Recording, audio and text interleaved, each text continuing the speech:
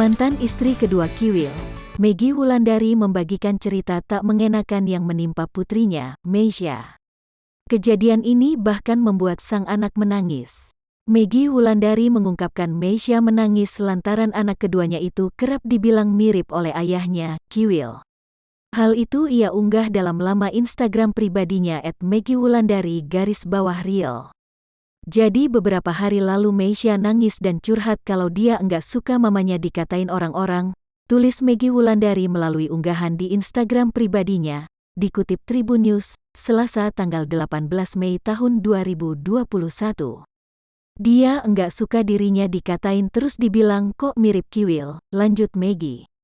Selain itu, menurut Meggy, sang anak juga sering mendapat ejekan jelek dan berkulit hitam.